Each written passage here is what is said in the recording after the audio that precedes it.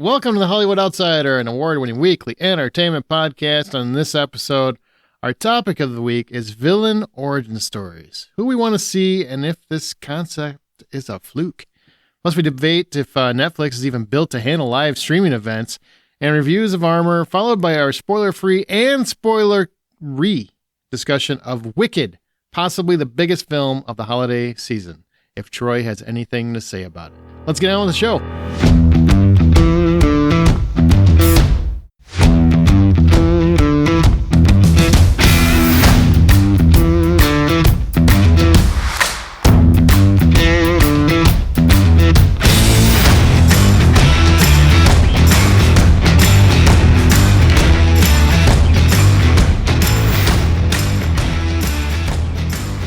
My name is Aaron Peterson. Joining me today, my fellow host, Troy Davenport, Troy Hydritz.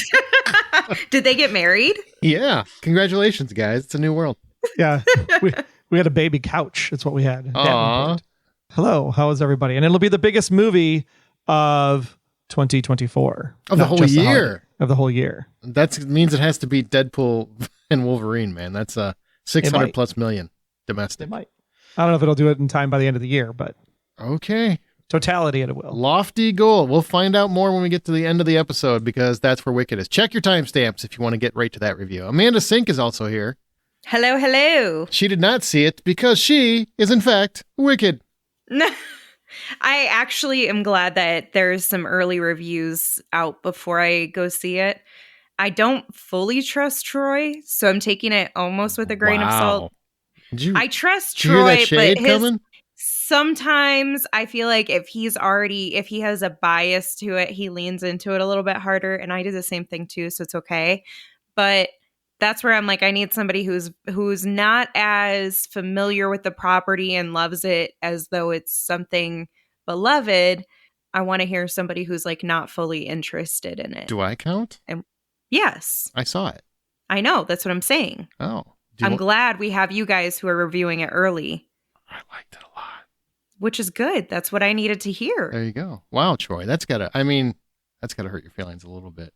If you would like to vent or, kick her off the show, I totally understand. And we'll just take a vote. What the fuck? that went from 0 to 100 super quick. We're escalating exponentially.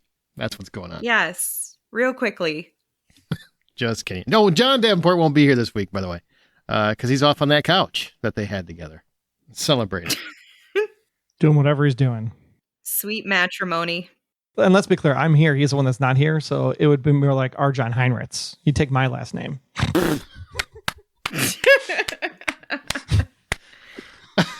I should have laughed that hard because it took way too long for you to get to that joke, but I'll let you have it because it still made me laugh.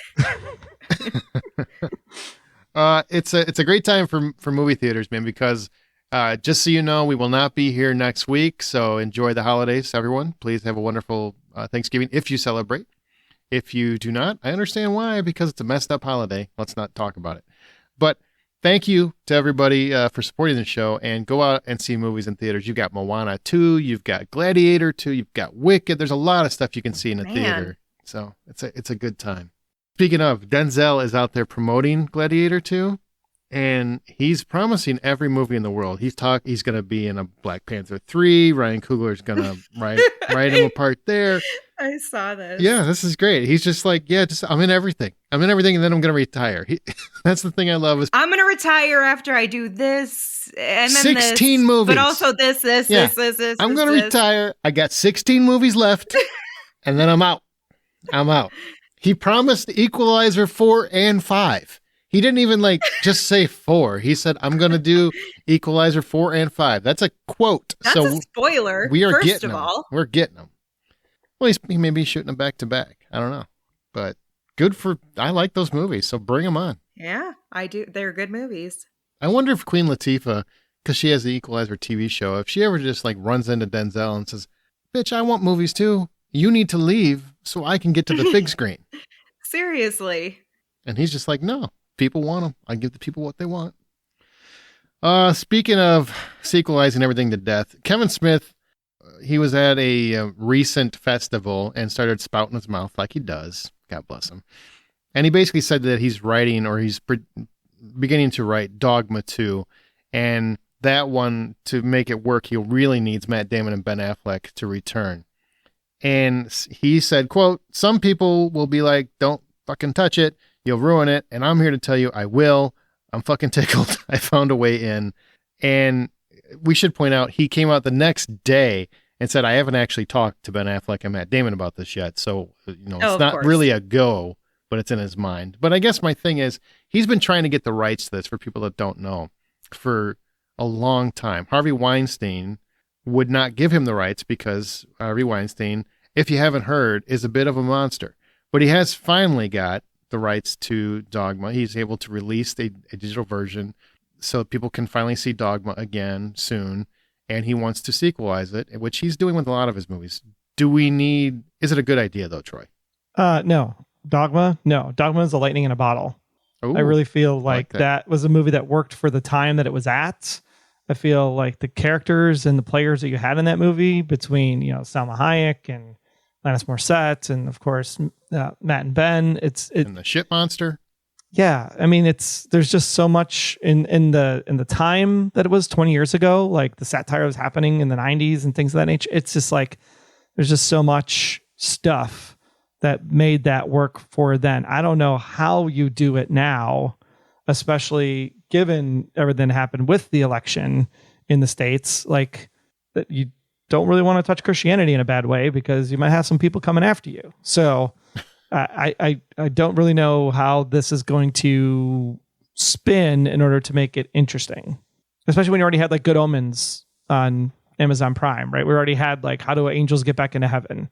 Like this story has been out there numerous times. Like it has to be a different story. So like, what is the different story? And if you come up with a different story, then maybe it works. I don't know. But the fact that it's Dogma 2, no. Call it something completely different. Don't attach it to Dogma at all. As much as I would love another Dogma, I don't think I have enough faith in Kevin Smith himself, actually, to give me something that meets or exceeds the original Dogma, which I think it, speaks a little bit to Troy's point in that it is magic in a bottle. And how could you possibly replicate that? I think they could make an interesting story out of it and use modern times and kind of replicate it in that way. But do I think that I have enough faith in him to do that versus taint my opinion on the original? I mean, I just don't trust him, truthfully. I love him. Don't get me wrong. Love his work, all that. But his old work ain't his new work. No, it's not. And I would rather, I love the concept of Dogma more. I would prefer to hand the reins off to younger indie filmmakers and let them take a stab at religion with the idea and make Dogma 2 that way. I think that could be more interesting, personally. Maybe you have Jay and Silent Bob as part of it. I'd be down for that. But just hand the reins over. Somebody like, Scott Beck and Brian Woods, they just did a great job with Heretic, and maybe they can bring some kind of religious thematic overtures to Dogma. Just do something different a little bit. I don't know. We'll see. So let's talk about, I know it's a little overdue, right? It's old news. It was last week. It is not old news. Well, let's talk Mike about Tyson's ass cheeks on essentially national television will never be old news to me. That's because that's all people looked at, because he didn't throw a punch the entire time. He sure did not. No. He did. He did land one. Okay. Well, hang on. So let's preface this. All right. So last Friday, a few days at the point of this recording, Mike Tyson and Jake Paul took to one of the most staged and just terrible fights in boxing history. One of those two. And Netflix decided to carry it live, which broke records, 60 million plus viewers, and streams because it was buffering. I haven't seen buffering since AOL days. Like, it's been a while since I saw buffering on my TV, and it was an absolute mess. And it wasn't even buffering. The whole thing was down. That too. It was down. That too. It was both. For like up until like the fight started. And then thankfully they got it back up and running when the fight started, so nobody missed the fight. But yeah, it was buffering for the first 2 rounds. The system crashed. I had 10 or 15 people here. I can't remember the numbers. I think it was like 15 people. And we could not watch it on television. Everyone had to watch it on their phones because for people that don't know, a mobile app and a TV app is different. They're all different. They compress different. Blah blah blah, blah. I'm not going to go through all that for you, but they're different. The mobile app worked fine. Yep. But you couldn't watch it on TV. It was amazing. My mobile on AT&T buffered in round 1, and then it was fine by round 2. Really? My friend's iPad on Verizon buffered in round 1 and round 2, but very like buffer fix. Ours, it was like very quick. It was buffering throughout the earlier fights, but once it got to Mike Tyson and Jake Paul, nothing. It was dead. Couldn't watch it on TV. Had to watch it on our phones. The whole fight. Ridiculous. Yeah, we never got the TV to work. It was ridiculous. So I had a different experience. Okay. And it's ironic because you got them HD ass cheeks. You got that, huh? Did you pay for the 4K subscription? Who's the person on this podcast that has to turn their video off to improve the quality? Yeah. Because of their internet connection, other than me. Yeah, I was going to say, you're going to have to explain that because people don't know. Yeah. So for the record, I'm constantly being either fighting with the internet or being told that I'm audio buffering. Yeah. Okay. Yeah. So because of all of that, I'm surprised that I had a better experience, but it was fine in the prelims. And when you got to the women's fight is when it started to taper and I had some issues. That was a great fight. It was a great fight. And also went to the wrong person, but we're not going to get into that right now. Sure did. The other one won. So, yeah. Stolen. Mm-hmm. It was Rigged. stolen. It was robbed. Anyhow. So that's when it started to kind of buffer and have some issues. I did have to like exit the app and go back into it, but then you could still watch the whole fight. There were some times where it would get like more pixelated, I guess I would say, like less clear in resolution. And that was very annoying, but you could still make sense of what was going on. Get into the Mike Tyson and Jake Paul fight. And that's when I could tell it got significantly worse. I could still watch, most of it. It was just like, I had to pretty much like exit the screen and go right back in. So it was almost like pausing and playing. But that's how I kind of fixed it. Is just like trying to toggle back and forth. And for whatever reason, it worked. I can't fathom how a company as big as Netflix can't carry a live event without these problems. They swore they were ready for this. They swore they were ready. But can we not be grateful for the fact that I believe very intentionally they made sure that this fight occurred about a month before this big live stream for football is going to happen on Christmas Day. So they got to test their bandwidth with honestly an event that's going to get more streams than football's going to have. I believe that. And so they got to test their max capacity that they're going to be able to reach for this year and figure out how to fix it so that way they don't have issues going into it. They basically had a test run. Like, I'm actually kind of grateful because it's not like the fight was make it or break it. We all made or broke my party. I'll tell you that. My party was broken. It was trash. Sure. Look, Mike Tyson beat the shit out of my party. Well, he didn't because he also stood there and just showed his ass off the entire time. But I usually don't like give in to Amanda's conspiracy theories, but I think Amanda's 100% right on this one. I think this was a test run. Thank you. For the football experiment. They were originally going to do this in July. So I guess either way you can look at it that way. But I don't care what the reasoning was. I'm telling you that the fight sucked to try to watch on a streaming platform that's supposed to be known for streaming, and it didn't stream. I got news for you. Nothing happened until the 7th round anyway. I get it. You are paying attention to my argument, though, are you not? It's the principle of it. It's bullshit. It was bullshit. I didn't mind that the buffering. Bullshit! You can't tell me you didn't mind that. I was more like, am I actually going to even see the fight? Because I didn't know to even go back to look to check to see if it was working because the system was down for the hour before the fight. Like, that's the bigger story. The fact that you couldn't get the thing to pull up at all. That's true. It's terrible. And unless you watched it on your stupid phone. I just don't, I can't understand for the life of me. Okay. So it's Netflix, handle your business. All right. You better do it before Christmas because I will not sit there and wait for it to correct. All right, I'm out. I'll go somewhere else and do something else. Fine, I feel like you're maybe being a tiny bit dramatic. Amanda, the hang on. Hold, please. Uh-huh. Literally, they've been advertising this fight all frickin' year. It was supposed to happen back in July or whatever, and then he had medical issues. Fine, so they postponed it. So now it's coming. They've been advertising the hell out of it. This is a big fight, an icon versus a dipshit, and all this other stuff. Getting it all ready to go. Jake Paul's been doing everything he could to advertise it. Mike Tyson's been releasing clips where apparently he was boxing. I don't know if that's AI or what, because it sure wasn't what he gave on the stage. And then I couldn't play the entire fight on my television that I pay Netflix for. Look, that's what I'm paying you for. And you can say, well, no, I pay Netflix. It should work. You advertise the shit out of it. The cost. I have every right to be pissed about this. Every fucking right. So dramatic. Every fucking right. Every right. I got every right. Paid $15 a month in order to get a whole bunch of stuff on Netflix versus like $60. I paid $23 a month. Thank you, that's sir. That's what I was gonna say.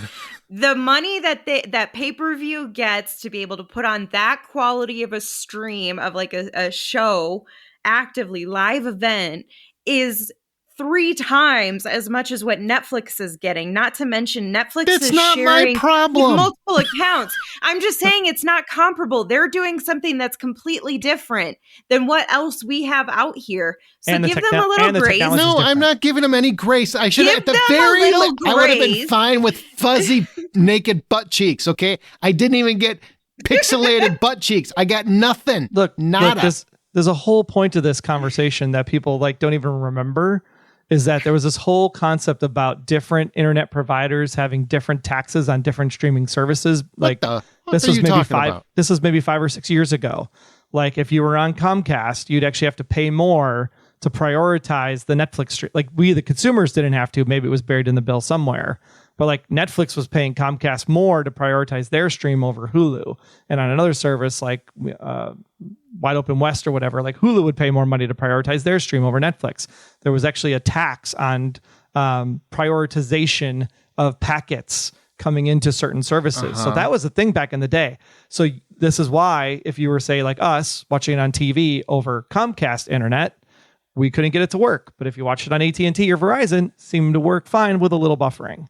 So like that could be a play too. This might not be a Netflix problem. It might be a provider problem. I'm letting you know I literally work in app development. It's 100% a Netflix problem. 100%. This is a Netflix problem. Either way, they screwed the pooch. Oh my gosh. And it gives them an opportunity to fix it before your precious football day. But here's the thing. I cared more about this. I don't care about football. I ain't watching it on Christmas Day. And this is why I agree with Aaron, because on football, if it buffers in the first quarter, I might miss a sack. I might miss a touchdown. I can watch the highlight on ESPN on a different app in like 2 seconds, right? The thing is with a fight, if the thing buffers as Tyson throws the only punch he throws the entire time, and that's the one that's going to knock the dude out. Oh my gosh. I'm going to miss it because it buffered. Oh, come on, Amanda. You're acting like this didn't look like the most staged fight in history. No, they're literally dancing around, and then afterward, Jake Paul, I didn't want to hurt somebody that didn't need to be hurt. Bitch, you're in a boxing match. Don't fight then. This is why no one takes Jake Paul seriously. Jake Paul is not a serious boxer. There's nothing about him that is a serious boxer. I don't care. He's fought this person and that person. Everything he's fought is an exhibition match, and it's for show. He can't fight real fighters because real fighters would beat the ever-loving shit out of him. He's a goddamn YouTuber. Did fight one real fighter. He was 25 years old and he lost to him. Yeah, that sounds about right. Yeah, I'm sure. The only fight he really does is against his own dignity because he doesn't have any. He can't fucking fight to save his life, so he's got to do these. Turn into a Jake Paul hate shit. I'm just because he put the whole thing together. If you're gonna put this whole thing together and make it work, the whole thing was stupid. He put the whole thing together. He set it up. It looked rigged. I hate to say it. Nobody looked like they were really intending on boxing throughout the thing. There's constant hugs. There's love taps. There's what is happening? I do not want to disrespect the art of dance because dance is amazing. I love dance. I watch So You Think You Can Dance. This was dancing. This was not boxing. Dancing with the Stars. And Amanda, I'm surprised because you have gone on the record that you do not like boxing. You think it's a vulgar sport. I do not. Yeah, it is. So that's why she liked this, because it wasn't boxing. It literally wasn't. There was not a single moment in that specific fight that made me uncomfortable, but watching the women's match and then the prelim men's match before that, they were both I was literally cringing and like squealing and like, oh my God, this is horrid. But I got to their fight and it was not, obviously, it wasn't bad at all. Obviously, it was either staged or Mike really just did not have the capability that he thought he did, and Jake Paul He absolutely had on it. He had the absolute capability. He stood there and just said, keep punching me, take your points. I'm collecting a paycheck and going home. Who knows which way it is? I don't know. I don't really care because realistically, any of them could have some level of staging and script to them. So it is what it is. You have a celebrity who does YouTube videos. What do you guys expect? That's how I feel about it. The WWE looked more real than this fight did. But it was... Yeah, it really did. I was waiting for the Rock to come out and throw a freaking chair over. That would be kind of amazing. I would have loved it. And then I wouldn't have seen it, though, because it was buffering or it's down or anything else. I wouldn't have seen the Rock. It would have been a pebble in my screen. We should probably move on. Fine. We'll see how football pans out. Hey, we'll see how it goes. Our show's independently funded. Therefore, all the expenses are from our own pockets because we don't have Jake Paul's money. And Patreon helps fans support the favorite podcast, which we all just gave him. Thanks, Netflix. Also, did you know that he is the owner or whatever of Celsius? I felt so dirty. I drink one of those every single day, and I've just been filling his pockets. You have. You know what he doesn't spend the money on? Moisturizer. Why is he 27 and looks 42? I don't understand what's going on with him. He's got too much money for that. Anyway, now you understand what Patreon is. If you want to support the show, it's patreon.com/thehollywoodoutsider. We've got a new episode of Bad Movie Night where we talk about the movie Trap. And now we're going to go to our From the Outside In topic.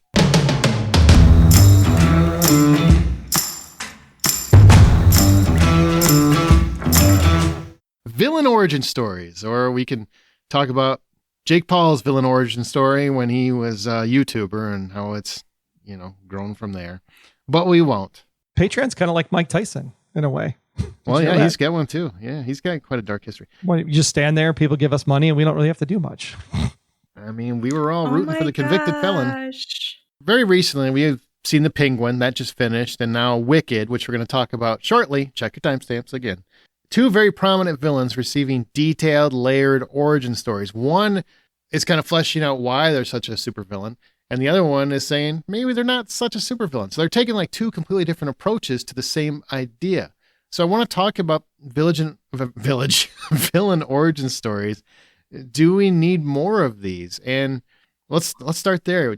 Now that we've had a couple, do you guys want to see more of these out in the ether? More of these kinds of stories? I mean, yeah, because we've already had a few of these. Maleficent, most recently, comes to mind. We've had a few. Yep. Yeah. So it's like I think these are really an interesting way to tell it because people don't become villains without having some kind of thing happen to them, right? Mm-hmm. So I really feel like if we want to talk about the exploration of character and the understanding of why people are motivated to do the things that they're doing, like that kind of art is best told through the story of villains. And so there are definitely people that are villains, like think Ted Bundy, for example, definitely a horrible person, horrible situation. But No Man of God was a fantastic story to talk about like the origin of Ted Bundy and how it all worked out and getting into the mind of Ted Bundy. So, but that's a real person, though. I mean, I'm talking fictional villains, not people with a real fictional, nonfiction. It doesn't matter. Like understanding the backstory behind why it happened, I think is always fascinating. I'm always down for more villain origin stories.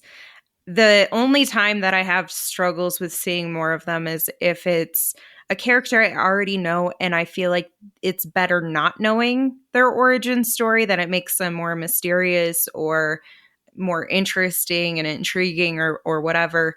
Otherwise, I mean, I love a good villain, so I'm always down to check it out. But it just really depends on how I know the content, if I know it going in or not. Can you think of somebody off the top of your head? Of just like an origin story or a story where you don't want to know more about. Like, I guess in my mind, Darth Vader would be that guy. I didn't need the Anakin backstory. I really liked not knowing that, honestly. I enjoyed that more. I think it's any time that they're terrifying to you and you just want them to stay that way. So just using a TV show, The Master and Buffy the Vampire Slayer, he's a master vampire. I don't need to know his origin story. Like, I don't need to know all the details of how he grew up and what drove him to be this evil when he became a vampire. You know what I mean? Like they can be just really cool evil characters. I think I'm coming around to it just because these most recent iterations, right? Wicked and the Penguin, like they really created quality, and I realize Wicked's not new, but they created quality origin stories and really elaborated on what was on the page. The Penguin is not from necessarily strictly from the comic book. Wicked, I never read the book, so it's new to me. You know, those kinds of things where otherwise Maleficent was good. Morbius was terrible. Madam Web, not great. You know, I haven't seen Craven yet, but I'm leery on that one. You know, when it's done right, when there's care taken, when you have the right people behind it, I think any story can work. And I'm intrigued by things like we're seeing now. I would love to see an expanded story, like take a Thanos, right? Marvel hasn't really done much on screen to kind of elaborate on how Thanos rose to power and all that. That could be very, very interesting to take it from that perspective and see that world and where it goes. You know, that kind of simplicity can really work if you take the time and go into Agatha.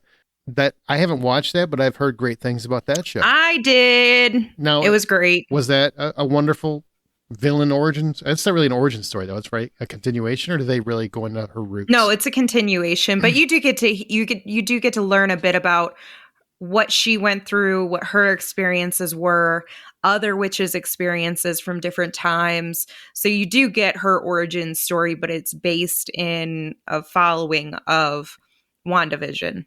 Gotcha. But really, what about the idea of limited screen time? Villains that have limited screen time often can impose the greater threat. Now, what I mean by that is if you go back, watch Silence of the Lambs, right? Anthony Hopkins is in that movie, I think 20 minutes, something like that. Absolutely menacing. Grossly overrules the actual main villain of the movie and becomes a terrifying threat. Ends up getting a couple more movies. People love the movies, obviously, but he dilutes with every movie. He becomes less menacing with every movie. And by the time you got a prequel, which was Hannibal Rising, Hannibal's the main character the whole time. It's kind of boring. You know, it can be overdone. I think if you're going to do an origin story, much like the Penguin, I think it should be a one and done. I don't limit it. It's kind of the concept of limited screen time, but in series or movie terms. Just, it doesn't need trilogies. It doesn't need, 10 films. Tell the story, get out. Oh, for sure. Yeah, it's like I think another good example of that would be Michael Myers in Halloween. You have limited use of him. He's not overwhelming. You don't even really know who he is. But the idea that he could be lurking around a corner is what's menacing. Yeah. Sometimes it's what you don't see too. And you do get his origin story, but it's very quick. And that's why, the original Halloween. Even then, you don't fully understand why he does what he does, even at that age. Not in the original one. Not until Rob Zombie that's what I'm saying. In the first, that up and decided but in the first one, we're going to show you why he was such a mad hillbilly kid. Oh my God. So what makes a great villain before you can kind of dive into this? And I've been thinking about this a lot because there's been a lot of focus on villains lately with these properties, Agatha and Wicked and Penguin. And the one thing that always returns to my mind is I need the character to believe they're in the right. If they know they're the bad guy, it doesn't work. It just doesn't work to me. That's not a great villain. That's just a sociopath. I need someone that believes whatever they're doing is for the greater good. Like in their heart, they believe they're doing the right thing. That's important to me. That's a great villain, not just a murderer. Or driven to that cause based on other people that are actually more villainous. Sure. Forcing them to be. In the case of Elphaba, right, in Wicked, she's not a villain. She was made to become a villain. And then in trying to prove her innocence, she just continues to do things that just make it even worse. Like Michael Scofield. In a way. I would agree. I think a lot of it has to do with, do you believe that they feel there's a piece of them that isn't fully evil? If they believe that they're doing something good or right, then that means that there's a chance of hope for them, I think is even a part of it. but I need them to be entertaining, like sarcastic or funny, or just super cool. Like if they're a complete badass at the same time, it makes them more, they're just more entertaining. So you have to be able to keep it jovial yet serious at times and be able to flex in your dynamic, and hit the comedy when we need the comedy, things like that. Like villains are all around people that like are gonna suck you in with their charisma. I also love when villain is a matter of perspective. You know, by some people's perspective, Jack Bauer is a villain. If you watch that series, especially like the later years, he really does become a villain in many ways. John Wick is a freaking villain.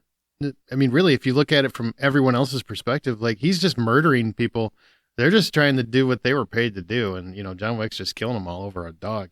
I mean, you know, I love when you have a character that you can see from a different set of eyes, and you can kind of see their plight, even if they're taking the wrong steps, they're doing the wrong things. You know, every vigilante movie, really, that's the villain most of the time. Like they're the villain of the movie because they're usually killing people. Now they're not necessarily innocent people, but they're, you know, going back and murdering. Charles Bronson in Death Wish, he's murdering people all the time.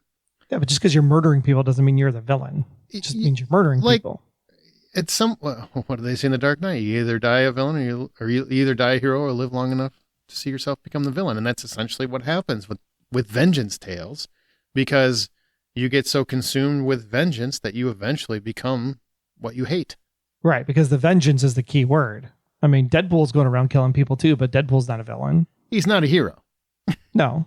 You know? I'm just saying, like, I like, if it's going to be a villain, I want I love a character with a little bit of depth, you know, something I can get behind, some kind of origin story that makes them relatable, not necessarily enjoyable or good, but just relatable in some way. Like the Penguin is a really great example because he's not a good guy, but they do a lot of things to make it so you empathize with him to some degree, at least in spots of the show. And that's hard to do. Yeah, because if you're like, go like back to the Ted Bundy example, even though real person, but still, it's like during the course of that movie, you're kind of like, I can understand like points of view in some of these stuff. Like I get where he's coming from. It's the fact that you then chose to act on it. That's the bad part. But yeah, you start to go like, oh yeah, I can see that. I can see that. So it was like what was that? The Man in the High Castle, right? Like the Nazis are clearly the villains, right? We all are in agreement that was the case in World War II. But yet during the course of that show, you're just sitting there going like, that's some really great ideas. Like, I don't understand why we didn't pick up some of these engineering marvels. And then I'm like, wait a minute, what am I doing? I'm agreeing with the Nazis? Like, come on. Like, those are the types of villains you can get behind as villains. So speaking of villains, like which ones, any genre, doesn't have to be comic book, by God, like any genre, do you think would make an example for an awesome series or movie? Like my first one would be Chiwetel Ejiofor from The Operative from Serenity. I would love to know his full story. He's a fascinating character in that movie. I know it's a little seen movie, but Serenity is a movie I love based on Firefly, the show. And his character is basically the one assigned to come retrieve River, who's another character in the movie. And you don't really get much of his backstory, but he seems like a fascinating character. I would love to see that fleshed out in a series or a film of some sort. Like that. Like who would you want to see? The one that I go to, I try to scope very hard outside of comic books in that whole world. Okay. But wanted to go with something that I know I would love to see more of, since it's an expansion or a telling of related to something that I like a lot. And so I went with Vincent Vega from Pulp Fiction. Ooh. And this was actually a rumored prequel idea called Double V Vega. And it just didn't happen because of timing and some other reasons. But I thought that would be a really fun one because, one, he's such an entertaining character. We still have Travolta alive, so that helps. All of those characters could reunite in some way. He couldn't play the prequel portion, though. he could be the guy reminiscing. No, but he could maybe. he could continue and like get a little cameo in there. And that's what makes it fun sometimes is when you get to see those characters come back in some other way. They just show him still dead on the toilet. Or just like, I don't know, some other points in his life, you know, it doesn't have to be after his death. Sure, but sure. So anyway, I thought that one would be fun. And it's one that has enough name to it that I know it would easily get the buy. Like people would be willing to go see that. Well, number one, love that. Number two, I couldn't pick one. I was literally going down the line of like Tarantino villains are so good. Like all of them are so good. I was like Hans Landa from Inglourious Basterds. Love to see that. Yep. Jody Domingue. I'd love to see his story. Mr. Blonde, of course. You know, you're gonna bark all day or bite. Little doggy, you're gonna bite. And you've got Marcellus Wallace. Like, what is that story? Like, there's just I could name Bill, frickin' Bill. I'd love to see the full Bill story. I mean, Jesus Christ. Honestly, all of them. He needs to shut up with 10 movies and get to writing, just like Ridley Scott said. Shut up and make some movies, man. Love it. Troy, what about you? I'm going to beat the dead horse because I know we talked about this last week, probably, if I'm recollecting, but I still want to see the Palpatine origin story. How does Plagueis find him? Why does he? And somehow he returned. That covered the bases, didn't it? Well, the thing with Palpatine was that Palpatine was so dark that Plagueis was the one that actually knew how to actually create life and take life away. And so the fact that Palpatine was able to kill Plagueis in order to get that skill, like I want to know like what happened between those two characters to make that happen. Like that seems like an interesting tale. Like how did Palpatine rise up? How did Plagueis find him? What was their, Padawan, Master, Sith Lord combo? Like, go through some of those trials and tribulations to the point where Palpatine now is better than the Master and takes the Master out. Like that'd be a great pinnacle. And it can be one movie. It doesn't have to be 3. Yeah, and everything has to be a trilogy. Right. As long as you're doing movies. I just don't want any more Star Wars TV shows. No TV shows. I can't do it. But like that could be a singular 2-hour, 10-minute movie. No Skywalkers, just Palpatine and Plagueis and how they fit into the timeline at that point in time. For them to rise up and be as strong as they were. Because then you get a whole, like, what was happening with the Jedi that they got so strong to begin with, that Plagueis had this capability. Sure. I'd also love to see an Alonzo Harris prequel. Training Day, Denzel Washington's character from Training Day. I would really be interested in seeing that whole story. Like how did I would love to see at some point he was a good cop. He meant to do good things. He was trying to help people and then it just all fell apart. I would love to see that. That's one of my favorite Denzel roles of all time. So I would love to see. Well, King Kong ain't got nothing on him, Who would play the young version though? His son, John David Washington. No, he couldn't. I don't think he's tall enough. That's it. Man, can you imagine stepping into Denzel's shoes? No, I can't. That's why I'm curious if there's anybody you can think of that could do that. Aaron Pierre. That's who I'm going to say could do it. He was in that recent Netflix movie. Oh, God. And the Underground Railroad. He was in the Underground Railroad. Is he the guy that was in Rebel Ridge? Yes, Rebel Ridge. Okay. There you go. And he's in Mufasa. Yep. He's got a voice part. Great actor. He's got a lot of presence. He could do it. Boom. I'd watch that. Watch the hell out of that. Yeah, that actually sounds good. I like him. I only have one more. That's so fine. Full disclosure, I put all my eggs in these 2 baskets. Okay. So my next one. Well, Tarantino's ones is going to bring you like 10 movies, really, if you put the work in. If you can get him to work if you again. focus on his movies. Right. So this character is someone who may seem like not a villain to us as an audience member because he's getting revenge. He's getting justice. But to many, many other people, the majority of people, he is a villain. Vigilantes are villains. Mm-hmm. And so this is V from Vendetta. And because I love that character so much, the story and how the film was shot. I would love to see them do an origin story on V and kind of how everything he went through that got him to that point of getting his revenge in a much more detailed way. Oh, that's really interesting. There you go. That's something different. I'd watch that. See, I'm out here trying. I appreciate you making the effort. That sounds interesting. I would, yeah. Okay. I'm in. My second one was kind of random, but I was thinking about Avatar: The Last Airbender, and we start out, 100 years, and then the Avatar disappears, and then they find him 100 years later when Fire Lord Ozai has risen to power. So I think it would be a cool story to find out like what happened during the rise of Fire Lord Ozai, because we kind of get Prince Zuko's backstory a little bit as the series goes along. So trying to do a Prince Zuko story probably isn't as powerful. But a Fire Lord Ozai, how does he grow up, and why does he decide that he wants to become this all-powerful thing and take out every single tribe across the 4 lands, right? So I think that would be an interesting story to tell. I don't know that series, but I'm sure a lot of people probably agree with you.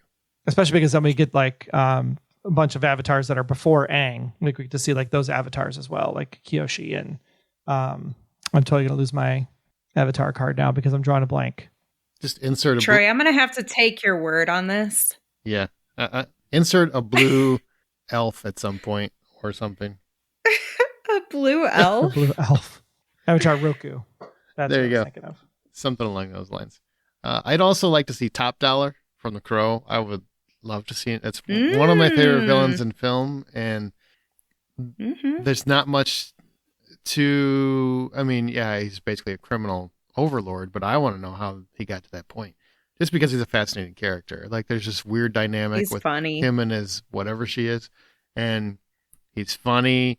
He's also terrifying, and also in control. And I just kind of want to see how that guy ascends to that level. That's far more interesting to me than another Crow movie. Like, I would just rather see Top Dollar's story. I think that could be fabulous. But I wish they would have done it at the time, because Michael Wincott could have crushed it. But it didn't happen. Didn't happen. So, anything else before we go on listener thought suggestions? We could do one on just the Fratellis from the Goonies. Like, how did the Fratellis come to become the Fratellis? Wouldn't it have to be basically be a Three Stooges of families?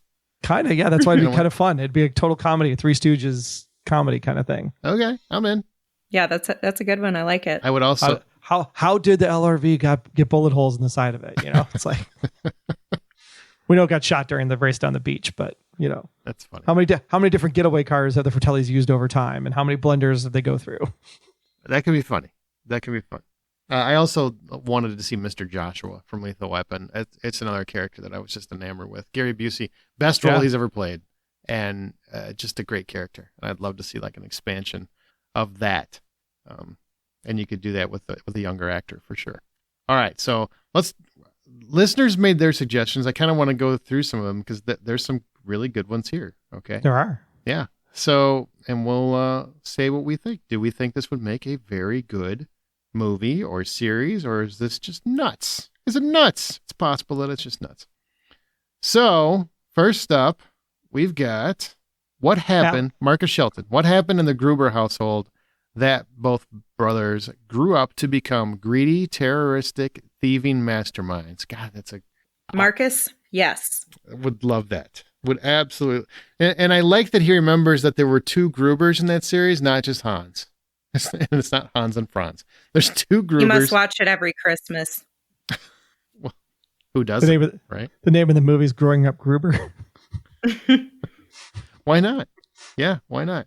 I mean, they're 2 great villains. I think Jeremy Irons is kind of unappreciated as Simon and Die Hard with a Vengeance. But just getting that backstory as to that family, I would love to see that. I think that's a great call. Adam Smith, it's definitely way too late and would never happen because of the whole Kevin Spacey situation. But I would have loved to seen a movie about how Kaiser Soze from The Usual Suspects rose to power. Love that idea. And it doesn't matter about Kevin Spacey because it wouldn't be played by him.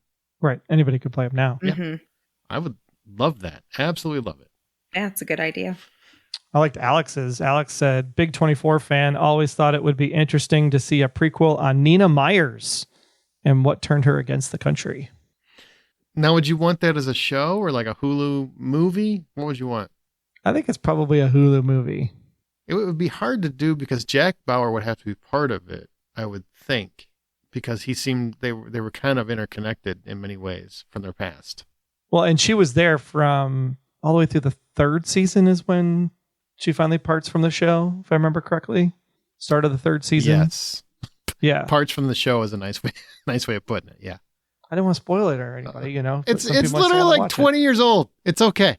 It's going to be all right. Yeah. So you don't have to like retell obviously season 1, 2, and 3, but getting up to that point, like Kiefer would have to show up at some point towards the end of whatever movie, TV show run it would be. But Nina Myers is a great character. So it'd be interesting to see her rise and how she got converted and whatnot. I don't know this at all. Fair enough.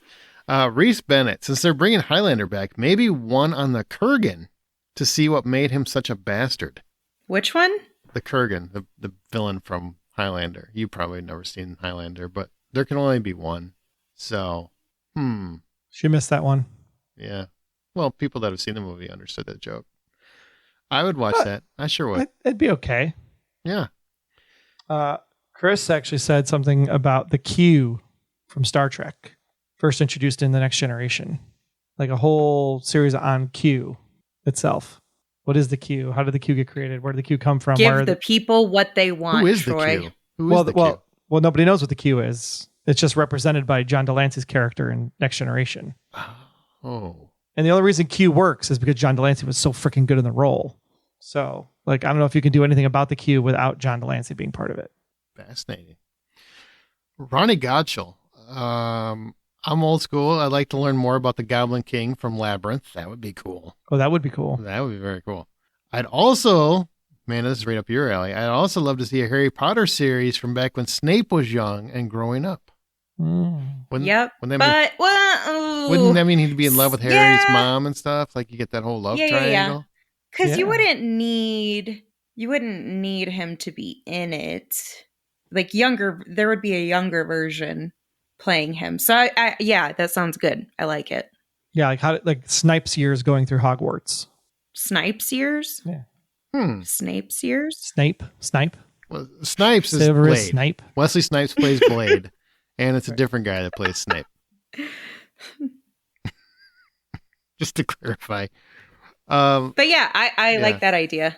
Would you watch it though? You're a diehard Harry Potter fan. Do you want that versus this whole series that's going through the whole thing all over again? Yes. Yeah. I would prefer that much more. And I'd watch that versus like a Voldemort backstory. Didn't we already get that in the movies? We kind of got his whole backstory. You get a little bit of the backstory, but not like a full-on deep dive, but you get points of view of it. Yeah, not like a dedicated. He's not a very empathetic villain. Like, I don't know how you would approach him. No, that's evil just for evil. Yeah. That's like the villain. That's what I'm saying. You have to be likable. He's not likable. No, and he needs a nose job. It's just evil. But Tom might have been likable, and that's the story you have to tell us. Why did Tom become evil? Did Snape know him as a kid? Could they tie the two together? Tom Riddle and yes, Snape? Potentially. Okay. Ruthie Rink. This is the last one. We can move on to Wicked. We're close to Wicked. Normally, I am not super into villains. I don't really care about them so long as they are a great foil for the hero. However, since I just binged all of Justified, great series, I would say Boyd Crowder, but only so long as he is played by Walton Goggins because I can't imagine anyone else doing that character right. Two things. One, don't want a prequel because it's only a villain origin story because only Walton Goggins can play that character as far as I'm concerned, and he can't do younger. His hairline won't allow it. Now, to the second part, I would love to see a Boyd Crowder series and just leave Raylan out of it. I would watch that. I would. I'd like it with Raylan, but I would watch it. Yeah, I agree. Just saying. But I really would prefer it with Raylan, like for reference. If anybody is listening, please know. Make that happen. Would you watch, like, if they did do like a Boyd Crowder before him, without him, would you watch it? I probably would, but the actors would have to be pretty great. Yeah, because he made that a performance worth watching, really. I mean, he made the character more than the character made him. You know what I mean? Because young him is pretty awful. Like pretty terrible. Mm-hmm. So that's like a hard one to root for anyway. Yeah, he's just like a raging racist and everything else. Yeah, right? who wants that? Nobody. Don't need that anymore. We need lighter villains. happier, more pleasant, politically correct villains. That's what we need. Get this shit together. Well, you know what? We're going to go talk about some movies. Amanda's going to head out of here, but now it's time to... So Amanda, say bye. Bye, Amanda. Thanks, y'all, for having me for another week as your special guest. Thanks for being here. Now let's get into... We're going to do a couple discussions. We're going to talk about Cross and Armor, and then we're getting into Wicked, spoiler-free and spoilery, so hold tight. All right, so Amanda's out of here because she hasn't seen Wicked or anything else, apparently. I don't know what the hell she's doing on a movie and TV podcast, but let's... She's only here because our John had a week off. That's the only reason. Just kidding. She really does want to see Wicked. So let's move into Armor. Armor is a father and son working as security guards for an armored truck company. They encounter a team of would-be robbers while on a bridge. They become trapped and must come up with a plan to escape and ensure their survival. It stars Jason Patric and Sylvester Stallone, and it's directed by Justin Root. Mm-hmm. Rout. Yeah. Oh, yeah. Yeah. Comes out the 22nd when you listen to this. Ooh, that's coming up. Mm-hmm. So these people, like, what are they playing? Like, what is the deal here? Is this like, literally on a bridge the entire movie? Yeah. Well, yeah, kind of. It's like Phone Booth, but in an armored car. I'm actually in on that. I really liked Phone Booth. Okay. All right. Fair enough then. Fair enough. So here's the deal. So Jason Patric plays James, who's an alcoholic father. He hides his alcoholism. His wife was killed in a tragic car accident. He blames himself. So he goes to AA still, but he's actually, lying to everyone else. He's really still an alcoholic. And his son, Casey, is played by Josh Wiggins. They do this route together. They run the armored truck together. So they're en route on their delivery, etc. When they get hijacked, basically forced off the road and onto this abandoned bridge by Rook, who's Sylvester Stallone, and his team. And they're determined to get something, it's a MacGuffin, inside the armored car. And what happens is they finagle their way into the back of the armored car and lock it up securely. And so it becomes a cat and mouse thriller, if you will, of Sylvester Stallone trying to get into the truck or force Jason Patric's James to come out of the truck. That's the movie. And yeah, it almost all exclusively takes place on that bridge. So they're like in the truck, out of the truck, in the truck, out of the truck. Like who? Like no, who's fighting who? They're in the truck most of the time. There's a lot of talkie. There are a few valiant attempts at trying to get them out of the truck and force them out via various ways. I don't want to spoil it for anyone. It's basically, it's an hour and a half movie, but it's really about an hour and 15 minutes because the opening credits are about 10 minutes long and the end credits are about 5. So it's a very short movie, and the plot is shorter. Yeah, that's the plot. Is it action packed? I mean, is there like gunfire? Is there like they like roll like shit underneath the truck or something to try to get it to blow up? I mean, like no? Is there anything? Is there anything exciting? No, there's some action, and don't get me wrong, Stallone is Stallone. Like whenever he's doing his thing, he's commanding the screen, and I think Jason Patric actually he's trying to keep it interesting. He's trying to give pathos to this character James, and he's trying to keep the audience engaged. And a lot of it is his coming to grips with his own personal demons with his son, who just wants to have a life with his dad and get past the death of his mom and James's wife. There's good elements here. It's not action packed. There is some action, but it's very intermittent. It's much more a slow burn thriller, if you will, but really with a large helping of family dynamics, if you will. So no, it's much more dialogue heavy than action packed. So it's more along the lines of something's in the car that they need, or is the thing that they need in the car that they need not actually a thing, and it's actually more family dynamic, and it's like a hostage situation, or it's a MacGuffin. It doesn't matter what the thing is. It's one of those deals. It's just a matter of they need said thing, which they have inside the armored car. Now, they also only have a limited amount of time because Casey, the son, is injured during the attempted robbery. So it's a matter of, well, what's Dad going to do to get him out of this alive? Got it. Yeah. So they're not even worried about what's in the car. He wants to save his son, but he also doesn't want to lose the thing. He's afraid if he gives them the thing, they're going to kill them instantly. Right. Yeah, it's one of those. All right. Doesn't sound very exciting. So if $10 is full price admission, what are you giving? It's got Stallone. You'd think it automatically got like an 8 out of me, right? But it does not. I like Jason Patrick. I think he's really trying to elevate the film. Love Stallone. You can tell he worked for one day on this movie. This is not something he put a lot of time into. The plot is very thin. The dialogue is very thin. The plot is very thin. The surrounding heist team that Stallone has is very thin. There's nothing memorable about any of them. The ending is extremely clunky and makes no sense. So 4.5 out of 10. Oof, 4.5. Yeah, and that's almost exclusively Stallone and Patrick that get the 4.5. 2 points each. And a quarter.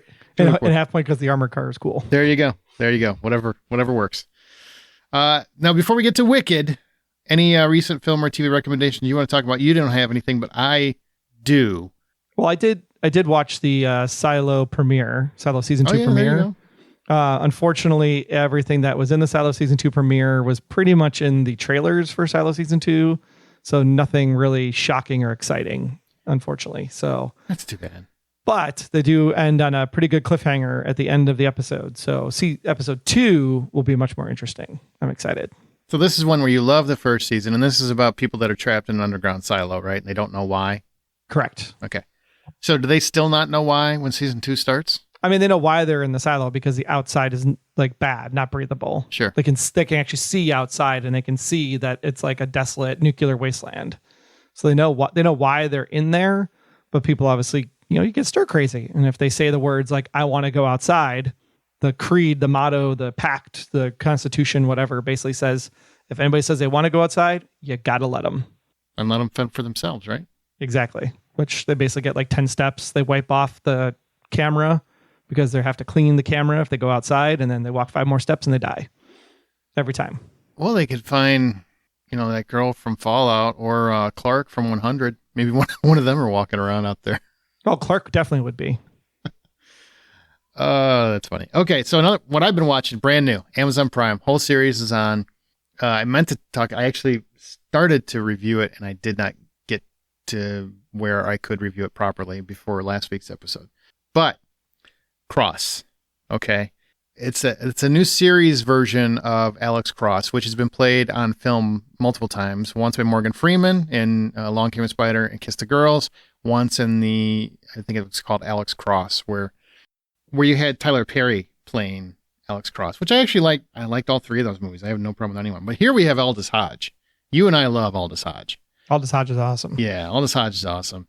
And he was in Leverage. If you've never seen Leverage, he was also in Hawkman and Black Adam a couple of years back. He's just an actor that can be dramatic, fun. He can do action. He can do anything. He literally can do anything. He's just a very charming, talented guy. And his muscles have abs now. Like, he has worked out so much since the Leverage days. He is ready for whatever superhero role Hollywood would like to throw at him. That he definitely is. Oh man, so good. I love. He could throw the role at them technically because he's that strong. He is, man. Good call. Well, this is based on James Patterson's Alex Cross novels, right? And Alex Cross is a forensic psychologist who is also a police officer, and he uses psychology to kind of get into the killer's minds. And this is very much a wonderful cast. You have Isaiah Mustafa in here as his partner, John. You have someone you might recall, Ryan Eggold is playing Ed Ramsey, who's a rich, entitled SOB as part of the cast. Tom Gonna So Tom. Your feelings on him haven't changed? Yeah. Pretty much playing the exact same character from Blacklist. It's a pretty stacked cast. Everybody knows their parts, and they're doing really well with the job. And what it is they have a serial killer that seems to be emulating other serial killers, and it's Cross is trying to put those things together while also dealing with someone is stalking him personally and trying to put those pieces together. So there's a lot of that variance of ideas, and it's really about him just trying to figure out who the killer is. And It's 8 episodes. It's very much, it's kind of like Amazon Prime really has this lock on dominant alpha male characters, right? You've got the Reacher, you've got Jack Ryan, you've got Cross, Bosch. Yeah. I mean, they just have a plethora of alpha males and they seem to be like, that's their wheelhouse now. That's what they do best. And I would add this to the list. There's a couple things where I stumble. I do think some of the, not the music, not the soundtracks, so to speak, but the actual score is a little weak and kind of clunky, feels a little generic. But overall, I mean, the story, what really becomes engaging. I'm really like involved, and Aldous Hodge really makes the character his own. And by the end of the series, you really can't wait to see where season 2 is going to go, because it already has been renewed for season 2. So you know you're getting 2 seasons out of it. And it's resolved. So it's a 1-season arc. It's just like Reacher. Like everything gets resolved by the end. Really enjoyed it. Really recommend it. I really hope people check it out, make it a big hit, because this guy has been like almost popping 1,000 times and just never seems to cross the line for whatever reason. He deserves to be a star. He's that good. Yeah, as a lead, right? He's great supporting everywhere, but he's never had that like one thing that's going to put him over the top. No. And in fact, in Leverage Redemption, which is like the revamped version of Leverage, he has gracefully popped in on multiple episodes. Keep in mind, he doesn't need to do like his career is elevated past Leverage, but he still comes back because he respects those guys and he loves those guys. So he comes back and he'll do a couple episodes a season. Every time he's back, the show is instantly what it should be. Like he makes it better. He just makes things better. Yeah. I had a joke. I'm not going to use it. It's so bad. Okay. I'm glad. We'll move past. So now we can get to get a little wicked. Now here's what we're going to do. We're going to just briefly share our overall thoughts on the movie in a spoiler-free fashion. Then we're going to talk about it spoilery, because millions of people have seen the musical. Millions of people will have seen the movie by the time they listen to this, probably. So we want to, and Troy is a huge fan of the musical. So we want to have like an open discussion. And my wife is a huge fan of the books. There you go. See? Yeah. She's not here, but you can cover her. You can cover her base. So Elphaba is a misunderstood young woman. Whoa. What I say wrong? Elphaba. Elphaba. My bad. Not a big fan of the musical, the books, or anything else for that matter. She's not a Mexican cartel witch. Like what the Elphaba. Elphaba is a misunderstood young woman because of her green skin, and Glinda, a popular girl, becomes friends at Shiz University in the land of Oz. After an encounter with the wonderful Wizard of Oz, their friendship reaches a crossroads. And just so you know, for anyone that wasn't aware, this is a part 1 of 2. The second part comes out next Christmas. So you will get kind of a cliffhanger, but I think it ends at a really good spot, so to speak. Yeah, it is a completely contained story. It works. Yeah, it works as a contained story. It stars Cynthia Erivo, Ariana Grande, Jeff Goldblum. Was directed by Jon Chu. And just for people that are Wizard of Oz fans, the movie kind of opens in that element of where the Wizard of Oz is in a place and time, and then it kind of rolls back and gives you the story. So you do get a little taste of Oz that before we roll back in time. Now, Troy, before we get into spoilers, spoiler-free overview thoughts. Yeah, the biggest thing was I was afraid of how they were going to do this, because the musical that's been out for 25 years or more, 2 hours, 32 minutes, I do believe. This part 1 is the first act before intermission of the musical. And they do have some additional book information in this particular production to basically stretch it out to 2 hours and 40 minutes plus. And I'm just like, how are you going to put a 2.5 hour show into a 5 hour and 20 minute movie between the 2 parts? If it's even 2 parts, because there's technically 4 books. It was great. It was amazing. Everything was just firing on all cylinders. The biggest thing that I think that movie musicals tend to have a struggle with is when they give you dialogue and they're like, la la la la la la la, talk. There's a pause and then the music starts. Wicked does a really great job of letting the dialogue roll right into the music. Yeah, I agree with that. In such a way that it's almost seamless. And I think that really sets it apart from other movie musical adaptations. I'm thinking like In the Heights, most recently, or La La Land, even though La La Land is fantastic. The overall story was everything that I expected. I didn't find anything missing. I didn't have any songs that were missing. So for me, it was really, really, really, really blew my socks off because I was expecting a lot worse, to be honest. Because I'm like, how are they going to do this? But they did it, and it's freaking amazing. And your score? 10 hours for submission? I keep going back and forth because I don't want to give it as high of a score as I want to give it, because I'm also like uber fan. So I'm trying give to it what you want, man. I'm trying to bring my uber fanness down, but I'm still sitting at a 9.5. Love that. You're a big fan. There's nothing wrong with that. It's such a great story, first and foremost. Like the origin story of Elphaba before Dorothy ever shows up. Like, it's a great story, first and foremost. And then what they did with it and how the music comes into it and everything. And Ariana Grande, she just slays this role. Like, I was like never a big Ariana Grande fan before. And I thought her in this role looked weird when I saw the trailer the first time. But once you see the movie, you're like, Ariana Grande can do no wrong. Or Ariana. Grande. Ariana. I'm just At least my flub was a fictional character. Okay? Sure. Fictional character. And I'm going to call her Elfie. Sure. From now just on. make it easy on yourself. I might. I'm just going to call her G. Good.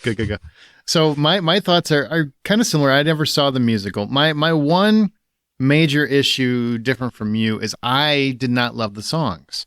I didn't find the songs particularly memorable. It isn't like Greatest Showman or La La Land, like what you talked about. In the Heights, those were all perfect examples of musicals where I went and I was like singing them on the way home. Like, I just wanted the soundtrack right away. I didn't have this with this particular movie.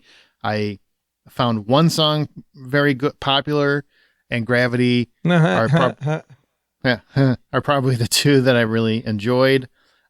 That said, even though I didn't love the music, I loved the musicality of the performances, the set pieces, the design, the choreography, because it really does come together in a rather flawless fashion.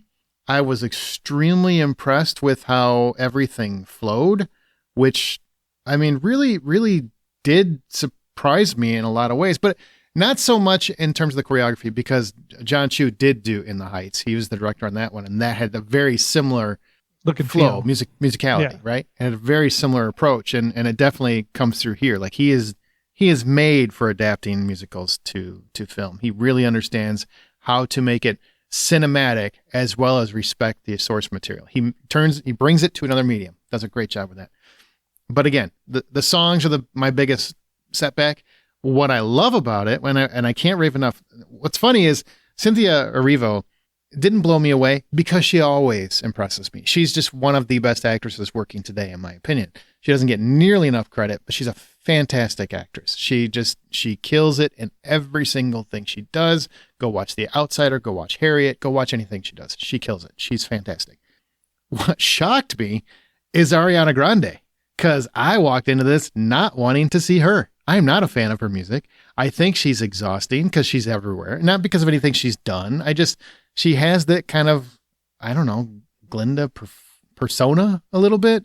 And I just find it a little grating. It doesn't do anything for me. I'm just kind of like, okay, whatever. Maybe that's why it works, because her personality is the personality. No.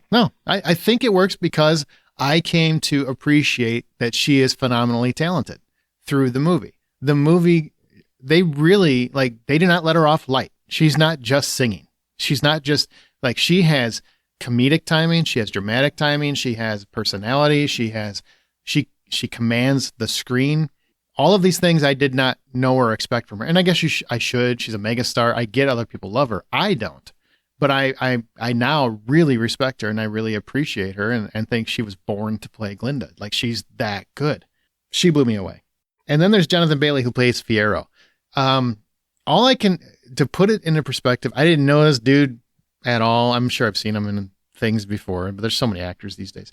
He was extremely charismatic, really carried the screen when he was on. Reminded me very much of Chris Pine. Yep. Chris Pine Into the Woods, or Chris Pine That's what I was Dungeons and trying to think. Dragons. Yeah, absolutely. Completely. Like if you would have said this is Chris Pine young, I would have been like, oh wow, the AI is amazing. Because it very much came across like this is Chris Pine. So the performances all won me over. And I went to see this with my mother, who when I was a kid, to give you personal insight in case you care, but when we were kids, I had to watch Wizard of Oz once a year with my mom because it used to come on TV once a year. And it was like great family time for us. So this was very much a son-mother date night. And she had never seen the musical, but she wanted to see it on film and on screen, and she absolutely loved it. And it really brought back a lot of those kinds of memories about why we had such a good time watching it together when I was younger, and yada, yada, yada. So there's definitely a personal connection, which I think a lot of other people who are fans of the film, the original film, are going to feel if they haven't seen the musical. And people that love the musical, I think, are going to love this. So if $10 before submission, I actually am going to up it to about $8.50. I had it at around $7.50, but I think because of, on hindsight, I was dinging it mostly because I don't like the music. Fine. But I really enjoyed the production value, the story, the performances were great, and Ariana Grande won me over, which is hard to do because I'm not joking when I say I was not looking forward to that part. And she won me over. Nor was I. Yeah. So there you go. Those are our spoiler-free thoughts. Now we're going to go into spoilers. If you have not seen the film and you want to continue being spoiler-free until you see it, come back to this episode and we'll talk then. But right now, spoilers are on. So you've been warned. This is on you if you listen past this point.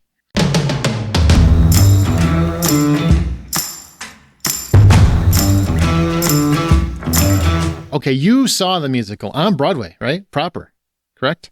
I saw the music literally on Broadway at the Gershwin, the original home. So you saw it with Chenoweth and... No, I saw it very, very late. I only saw it 2 years ago for the first time live. So what do you think in terms of the music as it's been adapted? Because you saw it on... I assume there's a difference since they stretched this out to some degree. I don't know how much is different. But in terms of the musical, which stops at Act 1, this movie does. Correct. Comparing it to the musical, yes, stops at Act 1. How does it compare for you? I mean, Act 1 of the musical is fantastic. Act 2, it's a little bit slower, a little bit more of the story flushes out, a little bit more talky than the music itself. So, from that perspective, if you're going to take Act 1 and put it into a movie form, it's going to be fantastic because the first act is literally, these are the characters, this is how we sing, this is how we move, this is how we dance, this is how we go about our world. But it's just like it was so good in comparison, because I'm like, the entire time I never looked at my watch, and the only time I looked at my watch was because I'm like, there's a lot to go yet in the first act. Like, how close are we to the end? Because I'm just curious, like, how close are we to what the 2 hour, 40-minute runtime was? That was the only reason I looked at my watch, was to see, like, how are they going to wrap this up? Because there was just so much more to go. And I was surprised how much they were to cram in to a 2 hour and 40-minute that really isn't part of the musical. Just expanding the dialogue and expanding the relationship between Elphaba and Glinda, and their time in the room together, and the other characters that are surrounding them, and getting them some time that you don't really get to see on stage because they're there, but they're just in the background. So to get some of that interaction, I think was really great. The piece with the animals and how the animals are being affected in Oz, and how they're going from being able to talk to not being able to talk. I mean, that's like not really more until like the second part of the movie. So the fact that they brought some of that up front enough that it gave you a reason to come back for the second movie, I think is a really good move on their part. So yeah, there's a lot of really good in this first part. And the music is pretty much the same. I mean, any different? Did you feel better or worse, like with the songs? Did you enjoy them more here or on Broadway? No, the Broadway one is hard, right? Because whenever you listen to it, you're listening to Kristen Chenoweth as Glinda and Idina Menzel as Elphaba. So like stalwarts of musical caliber, right? If you listen to a modern recording or modern cast, still really great, but you'll always are going to hear Kristen Chenoweth and Idina Menzel whenever you think of, Gravity, especially, right? Mm-hmm. Or Popular. those two big numbers. So listening to this, like if I closed my eyes, like there are parts where it sounds like them. Like that's how good Ariana Grande and Cynthia were. Just if you close your eyes, there are parts where it sounds like them. Then we had to stretch notes in order to make the stepping work, or we had to stretch notes in order to make the transition to another shot work. Some of those things I think worked. I think a couple of those didn't work. And that was the only reason I gave it a 9.5, was I have like two very specific ones in the song pacing that took me out of the song. Do you remember exactly where they were? Yes. One was in Popular. At the end of Popular, Elphaba leaves down the hallway and Glinda is following her. And then, as she turns around and she does like the la, la. Yeah, that wasn't part of the song then. And then she does it again. La, la. And she does it again. La. And like the third time I was like, okay, Ariana Grande, we see you. Could you remember she has an N in her first name? Ariana Grande. You said Aria? Yeah, Ariana. Okay. So so that wasn't really, that was her showing off, is what you're trying to say. That was her showing off. Okay. Yeah. Like the minute that happened, I was like, oh, that's a show off spot. Yeah. Like it just, the music is built for a way for the orchestra to play it a certain way. And it is supposed to just move into the completion and be done. And those two extra riffs were just like, yeah, no, didn't need that. Good try. The other is right at the end of the movie when you get the big final note, right? And she's up in the air and she's facing you, like in the musical, right? Obviously you have the stage, you only have so much to work with. So in the stage production, she's literally up in the air facing the audience, and then boom, curtain drops. Should have ended right there in the movie. Should have ended right there. Yep. But they like pause it, drum roll, she swoops down, she flies past the people, the monkeys are chasing her, and then she like bolts off like a torpedo in some really bad CGI towards the sunset, and then it finishes the song. Yeah, and she totally went Man of Steel on that moment. Yeah, totally Man of Steel. It was a total Zack Snyder moment. It really and I think was. that part of it just kind of was like, missed the mark. Just missed the mark by 2 freaking seconds. I was literally ready to raise a fist, and then they continued it. And I'm just one of those people where I've had this happen. I've talked about Lord of the Rings, right? Where I stop when they bow. That's exactly what I thought. That's exactly what I am just one of those people. As soon as that moment passes, I'm like, you lost it. You had the moment. You lost it. You had the moment. Yep. It was perfectly beautiful, and it could have just cut to black. She's literally like a giant in this shot, right? Fantastic shot. The black flowing cape down is so black and dark in that moment. Like cutting from black to black would have been such a artistic statement, but no, we had to be cute. Kind of ruined it a little bit. It ruined it a little bit, yeah, because it elongates the song that doesn't need to be elongated. No, the song I is agree. the character, not her. In that moment, the song is like the emotional weight of what you're going through, and if you songs are math, like music is math. If you mess with the math, it messes with your brain, and that totally mess with the brain when you do that. I like that. You can tell Jon Chu got to that point, and I feel like he just thought, I'm going to add a little something extra cinematic here. Like I'm going to spice it up. I want to do something different than what was on the stage. I'm like, no, man. Even I have never seen the musical. I know that shot. Right? I know that stage shot. I've seen it in ads and trades and whatnot. And I just, once that it was a perfect cinematic shot, and they continued, and I'm like, God damn it. Why can't Hollywood stop doing that? Just trust that this works where it is. But there's a reason why it's called the downbeat. It's like, boom, cut to black. Would have been perfect. My only problem with the music, I said I didn't love the songs. The first song she sings when she's kind of gloating that the Wicked Witch is dead, and she's singing around the Munchkins and whatnot, I couldn't understand. You couldn't understand a thing she said. I couldn't understand. So it's not just me. I could not understand a word. No, her range was so high, and there's so much chorus background that you don't exactly know like what her part is. Is she riffing? Is she just okay? Or she actually got words. Oof. Like I could not tell. Good. Glad it wasn't just me then. And I was kind of like, okay, like this is like one bad thing, like, oh no, here we go. This is where it's going to fall apart. But like the opening is so great, right? The wicked and wished is dead, and the whole thing, and the chorus, and then the choreography, and they're going around from the little munchkin houses to munchkin houses, and they're passing stuff off, and they got the chorus people are coming in on the different parts. Like the choreography and the cinematic of it all as the camera's panning around, freaking fantastic. It was, that opening number is so good. Like it almost puts the stage version to like shame because you can't get that many people on the stage. Well, that leads me to my next question. Set design. Now, obviously, the sets are much better for a $100+ million movie. For sure. And a stage musical, even though it is a very fancy musical. But I got to say, I was pretty amazed at how well constructed everything was. I felt like I was part of Shiz University. I felt like it was a real place. And I always love when that happens. I didn't love the Harry Potter movies, but I always felt like I'm in Hogwarts. You know what I mean? And that's what this made me feel like. It very much felt like a lived-in, real place that made sense to me. Yes, I felt like it was a location, like an actual place that they retrofitted and built stuff around. Yeah, that we could visit. That versus like building the whole set from scratch. And honestly, that's the thing. I can't tell.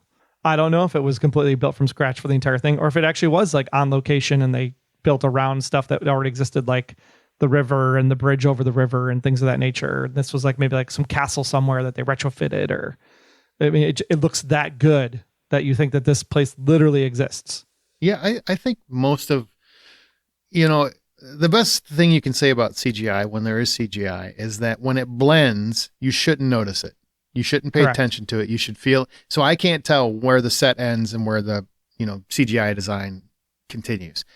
That's always a compliment. Doesn't happen enough. The monkeys, probably the only time where I'm like, they weren't the best. See, the monkeys I didn't have a problem with. Okay. What did you have a problem with? Mine was more like the little hummingbirds. Like they were so like 3D-ish for not being in a 3D movie that you could tell. It is in 3D. If you can see it in 3D. Yeah. But it's like those, like the hummingbirds, some of the animals, things that technically wouldn't necessarily be more realistic. Mm-hmm. I think the monkeys get more of a pass because you've seen the flying monkeys before when you watch Wizard of Oz. So it's like your brain, I think, goes to a place that's like, I've seen that before, so then I can compensate, versus like the talking goat and, a few of the other animals like that. Just kind of like, that CGI is a little janky there. I like the goat, and I like the goat's great. Yeah. What I don't like, I wish Hollywood would stop doing this. When you have, okay, you've got a side character like that where we're supposed to take very seriously, right? Yeah. And don't get me wrong, I think Peter Dinklage does a good job. He's a great actor. I have no problem with Dinklage. I wish Hollywood would stop using actors we know, because it is always distracting, unless it's a comedic role where you're just trying to get easy laughs. So, Jack Black, Eddie Murphy, things like that. Oh, Eddie Murphy's donkey in a live action Shrek or whatever. Okay. But if you're doing something where we're supposed to be immersed into this goat's plight for animal rights, I don't want to be distracted going, where do I know that voice? That's Peter Dinklage, right? And then I hear Peter Dinklage. I no longer see the goat. You know what I mean?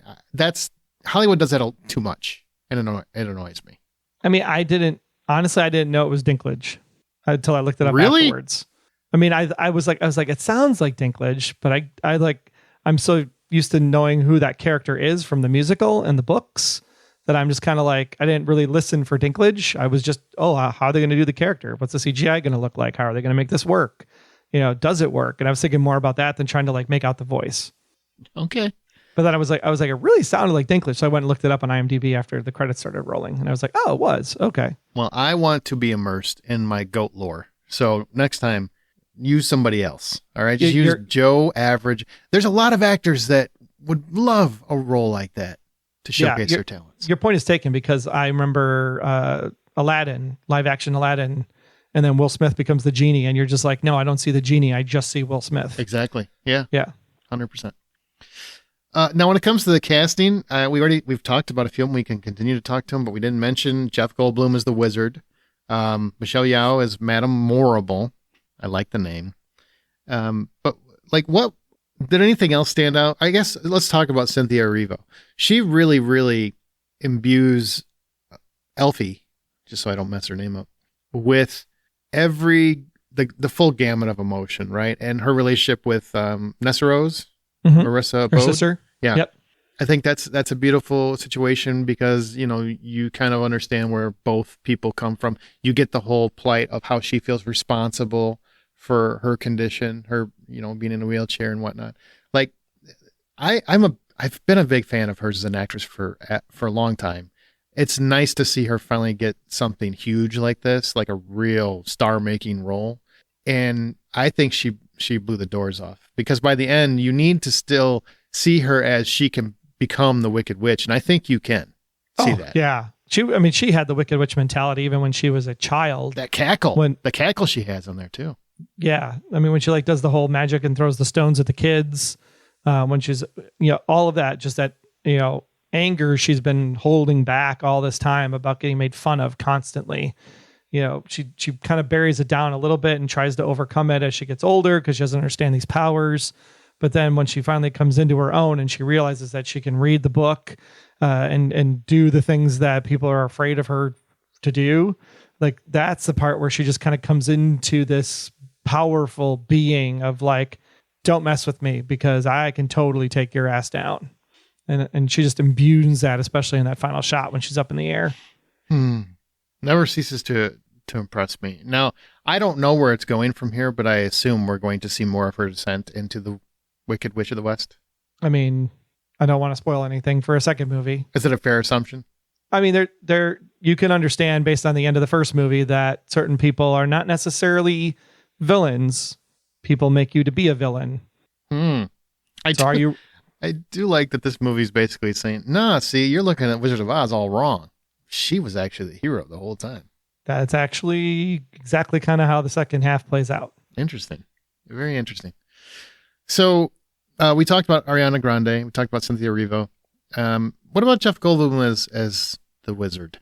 He doesn't have a very big role here. But I thought he was really charming, to be honest. When we first hear about how Elphaba comes to be, her mom is basically having an affair with the wizard, and the wizard's feeding her this green elixir alcohol, and he's drinking the green elixir alcohol, and that's why she comes out green from the womb. At that moment, during that sequence early in the movie, I thought, wow, this really would have been great for Hugh Jackman to be in this. Oh my God. Don't you get my heart going. So good in that whole sequence. I was like, this screams Hugh Jackman, Greatest Showman kind of vibe in that, sequence when he's, having the affair. But then when it comes to be the wizard later on, I'm like, and Jeff comes out, it's kind of like, oh, you're not like weird Jeff Goldblum. You might have just tipped your head to a spoiler. I made that assumption. I don't think they said it in the movie, though. What? That it was the wizard? Yeah, that her mom shacked up with the wizard. I think it was implied It's implied. Yeah. It's implied. Yes. Yeah. But that's exactly what I said. I'm like, oh, so her dad is the wizard and he doesn't know yet. Right. Yeah. Interesting. But yeah, when Jeff comes out, I'm kind of like, okay, you're not weird Jeff. You're not like Jurassic Park Jeff. You're not like, hey, whatever, you kind of Jeff. You're like, he seems like he's playing it very normal and cool and collective. And he's like, hey, look at my little town. And hey, look at the yellow brick road, or is it a red brick road, or is it a purple black road? And he does that whole moon sequence behind the curtain. And it's very whimsical, and he plays it really well. And I'm like, okay, your weirdness actually fits in this spot. So yeah, I had no problem with Goldblum actually being the wizard in this. Now that role will continue into the next film. I will assume. What did you think, Michelle Yeoh as Madame Morrible? Which here's what I don't like about trailers. Okay, there's a couple things about the trailer, especially for this movie, that bugged me. One, they did not. I went back and looked at every trailer release. They did not advertise it as a part one at any point. But when the title comes up, it literally says part one. That pisses me off. Okay, put that. I realize better than having it say to be continued at the end, like Spider-Verse. No, I get that, but I'm saying like a lot of people had no idea walking in that it was. The people literally said it in the theater out loud. Wait, it's to be continued. It's going to be to be continued. So I know they didn't do a very good job, or they intentionally didn't advertise that. But also the trailer, they show Michelle Yeoh being the one that says "Wicked Witch of the West," like basically, this wicked making witch. that proclamation. So she's going to be bad, and I didn't like that because I might have been invested in the fact that she wasn't bad. And that kind of ruined that for me. It took away the surprise. But she was very good. But again, bad versus good is dependent on the person's perspective. Yeah, right? I say it was bad. Michelle Yeoh is saying to them, based on what she's done, they're basically giving the people an enemy. So she's not necessarily bad. She's just redirecting. But she's not necessarily a bad person or a bad villain. So you're saying there's more complexity to these characters still to come. Correct. Okay. No, I'm interested. All right. So maybe we'll get more backstory of her going forward? Yes. Okay. Interesting. Maybe and I should have also, went some like, musical. And also it's like, why is she a sorcerer teacher when she doesn't actually do any sorcery? Well, yeah, I loved how she claimed the magic as her own, by the way. That was interesting. They needed a real steward of magic to get this done, is the problem. Correct. To cause fear into people, because they need a threat to keep people in line, right? Which is correct. Very much the books are actually, I'm glad it says fascist. The books are very much a Nazi overtone. Oh, really? Yeah. Yeah. Well, isn't that a fascist society? Basically, they're using fear to keep people in place. That's what they're doing, right? That's what I'm getting from it. Yeah. And the Wizards basically trying to become like a monarchy. Yeah, I saw it. I just looked at a couple of reviews before we popped on here, and I'm like, and I don't read them. I just read the headlines, right? And even in the headlines, a couple of them were making about politics. And I'm like, this thing is 20 years old. Can we not equate it to today and just go into something without any political mindset? Fascism has been around for a long time. You don't need to bring it up right now. It equates to cross history. It was there in 1977 in space. All kinds of places and spaces and time. But again, love the cast. Jonathan Bailey, again, really impressed me. That I like that burgeoning relationship between Fiyero and Elfie. I really kind of like where that's going, even though she's totally breaking the friend rules. You know what I mean? Totally. Yep. Just a little bit. Glinda is going to be pissed. Sorry. Just slightly. Overall thoughts of the production and direction. I think we kind of have talked about it, but what were your favorite moments? Like, because you've seen the musical, what really just brought out the awe in you to see it brought to life? I'm always big for like the big dance ensemble numbers. So the entire No One Mourns the Wicked opening in Munchkinland, I thought was just super fantastically done. Even though you couldn't understand the damn song. Well, the song isn't really the Ariana Grande part. Mm-hmm. It's everybody else and what they're singing. So it was there, and it was kind of like, that's annoying, but I kind of tuned it out because I'm watching all the dancing and the choreography and the movement of all the pieces and the brooms and the food and the carts and it's like there's just so much going on that I'm like, wow, that's how you open up a show right there. But the dancing through life, when Fiyero comes in and they're in the library. Oh, that was a good set piece. Yeah. That was so well done. I mean, he's tap dancing on books and using books to slide around on the ground, and they have the spinning bookcase in the background, which is like a focal point of how they're doing dance moves and swinging back and forth and switching up partners. And it was all of that was just such like, wow, the choreography is amazing. Like amazing. And then I think the part that was really great was at the end of the movie, when they're trying to run away from the wizard and go up into the attic, and she puts the broom in front of the door to kind of lock the door. And then they're kind of like squabbling with each other, like in normal speak. Mm-hmm. And as they're squabbling, it's like, I hope you're happy. I hope you're happy now.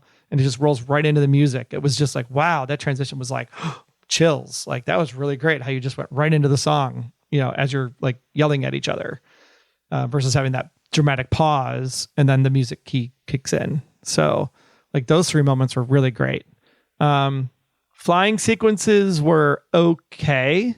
Like they were pretty well done, but definitely like it felt Man of Steel, Superman-ish in a few ways. Yeah. But sure. It works. I do like that the broomstick is basically a freaking lightsaber. Like she's just sitting there like Luke Skywalker, and it's just vibrating, coming to her closer, and like, oh, this is the source of her power? Okay, well, it's a broomstick. That's bitching. That was cool. Well, and the broomstick becomes the power because she reads the spell from the book. Yeah, and she tries to give herself wings, just like she gave the monkey wings. And then even Glinda's like, where are your wings? I guess you're not as powerful. And then the broomstick just kind of like comes to her. like drawn together kind of thing, it was really cool how it was done. It's very cool. My favorite part of the movie is, believe it or not, a very calm moment, which is the moment where she shows up at the dance and she's doing the kind of impromptu Tai Chi. Yeah, basically, whatever that was, minor dance of sorts. And then you get Glinda to join in, and it ends up becoming quite a thing. And I just thought that it was surprisingly touching. It was a rather beautiful moment. And Erivo, just like her command of her emotions in that moment and containing her both mix of anger and hurt, sadness. Yeah, like combining all that in her face. Like I thought she did just a masterful job in that scene. And then shedding the tear so that Glinda can wipe the tear away. Yep. That was so perfect. It was just a very beautiful moment. And for two characters I didn't care much about, honestly. I'm just like, okay. Walking into the movie, I was enamored with both of them by the end of the movie. And that scene in particular gave both of them a different level of humanity that they needed. Like, you already had one from Elphie because she was already established as this very empathetic, emotional character with also a healthy amount of rage. But Glinda was a very one-note character until that moment. So she needed to be fleshed out, and that was a perfect moment and perfectly played. And Ariana Grande did a fantastic job with that as well, of just bringing that collision of emotion that I think really clicked to make them seem as the two best friends that anyone could have. Like, it all made sense at that point.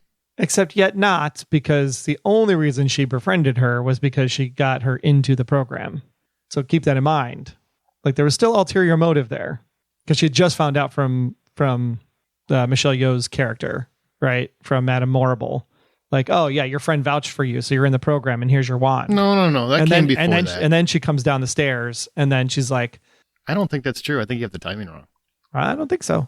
Okay. Because at the end of the dance, they walk up the stairs and they leave the leave the ballroom. I'll let you know in a couple of days if you're listening to this, because I'm actually going on opening night just because I want to go see it with the rest of the crowd. With the rest of the crowd, huh? Yeah. Was it not crowded when you went there? Oh, it was crowded, but there wasn't I was expecting people to sing along, clap, cheer. There's one moment where people actually went in a collective gasp. I like those. But yeah, it was very subdued. More than I thought it would be. So I'm thinking that like Thursday night and Friday night, there's going to be a lot more ruckus. At least I hope so. Because I know when Dancing Through Time was done, I literally like put my arms up in the air and I was like very quietly tapping my hands together, clapping. I was like, that's awesome. Like, I want to stand up right now, but nobody else is standing up right now. Why is nobody else standing up right now? It's like, okay, I'll just sit here. I had a lot of young girls in princess dresses that were in my screen. I thought that was really sweet. There was a lot of kids. Yeah, it was really sweet to see that, and it makes me kind of want to go see it again with a big crowd. Just to see what a real crowd would bring to, what kind of energy they'd bring to it. Will it be like an Avengers or an Avatar? It's just one that's going to carry through the holidays. You seem to think it's going to be a massive hit, right? And I think it's going to be a big hit, but you think it's going to be massive. Yeah, I mean, I think once the musical people see how good it is, I think the musical people are going to drive it and like go see it multiple times. I bet you're going to have sing-along version released within like 4 weeks. 4 weeks. All right. Well, we'll find out very soon. Very soon. So should people see this in a theater? Oh, hell yeah. See it in IMAX, see it in mega screen, see it in Dolby Cinema. Like, don't see it on a small side theater. Oh man, I saw it in IMAX. It was perfect. Yeah. IMAX was like the best. I think it was the best format to see it in, to be honest. And you're okay with the ending on it to be continued, yeah? I mean, I still don't get how they did 2 hours and 40 minutes and it only felt the first act. I just, like, my brain is not calculating the time. Like, I keep going back to, like, what was added? So you don't, it doesn't just jump out in your mind what the extra was? No, it doesn't. Huh. It really doesn't. It's like there was more dialogue, maybe. I mean, there's some pausing in the songs to reflect on something or looking at some, scenery piece or whatever. So there is some drawn outness of the songs themselves, but the drawn outness isn't drawn out. It's like intentional with purpose, and it makes sense because there's things that I can look at and there's things I can sing along with and things that I can hum along with while whatever's happening on screen is happening. So like, I was blown away that it didn't feel like 2 hours and 40 minutes. All right. Well, you heard it here. It's going to be a massive hit. So I think people are going to see this multiple times over the Thanksgiving and upcoming holidays. It might even play through Christmas, you know? Oh, we didn't even talk about the Easter eggs. Go for it. Let's go. There's a part, I think it was during Popular, when she pulls out a pair of shoes. Mm-hmm. And as the shoes are out, you're like, oh my gosh, it's the ruby slippers. And then the notes are like perfectly timed, where she actually clicks the heels together 3 times as she's singing the song. And I literally was like, oh my God, that's great. And I turned to Tracy. I was like, did you see it? And Tracy's like, see what? And I was like, it was the ruby slippers. They clicked it 3 times. How did you miss it? She missed that? I thought that was so obvious. She missed it. I was like, what? No, there's a lot of nods to the original movie. So many nods. Which is funny because I don't think Universal has the rights to the actual movie, the original movie. I think it's I don't know. But I don't know. But the other big cameos were who? Kristen Chenoweth and Idina Menzel show up in the most crazy, fantastical way when they get to the Emerald City, and they're giving like the history of the Emerald City and the history of the wizard. And when they come popping up and they just show up out of nowhere, like that's when the whole crowd just went, oh my God, I can't believe it. You know, and the sequence that they do together is just flipping magical. They had great chemistry. Great chemistry. Great chemistry. Yeah. It literally like reminded you of what it looked like when they were on stage. And just the back and forth and like, I'm better than you. No, you're better than me. Kind of like one-upping in this whole performance that they're doing. It was really super, like it was spot on. It's like the best place they could have put him in for the cameo. Oh, I did like Bowen Yang too. I thought Bowen Yang was good. Yeah. And Buck. Buck. He's a sweet guy. I'll do anything for you, Glinda, including going out with this young lady over here. And then he comes to really appreciate her, it seems like. So he does. Yeah. Okay, well, that's wicked. Oh, I'm so excited. And we did not see Gladiator 2 by the time you hear this, and we are taking the next week off. So let's just say I've heard from multiple people. It's very, very good. Go check it out. Whichever one you're in the mood for. But it's nice to have something that I'd like to know who you're talking to, because the reviews are saying it's really, really bad. Well, I've talked to 3 people now that have seen it, and they liked it. They said it was great. So, okay. You know what? I saw a review that said Wicked sucked. Guess what? It didn't. It just didn't. They called it messy and overly political. That was actually a review from a major outlet. So they just overly political. Yes. That clearly they did not read the source material, because of course it's overly political. The whole source material is overly political. I'm just letting you know. That means it was a good thing if it was overly political, because it means they hit the mark. Go watch the things you want to watch and enjoy them. Damn it. That's what I'm saying. And this is worth seeing in a theater. I'm telling you, as somebody, I like musicals. I don't love them. Troy loves them. We both had a great time. So go see Wicked. And that's going to do it for this episode. Everybody have a wonderful holiday, Thanksgiving, right? We're thankful for all of you. So keep sharing the love, and make sure you tell your friends about this podcast. That would be wonderful. That's going to do it for this episode of The Hollywood Outsider. And remember, the next time you see The Wicked, not The Wicked, just Wicked, in theaters, buy popcorn. Yeah, I didn't say stream comfortably from your couch, because get your ass up and go see this in the theater. It's worth it. Totally worth it. Please.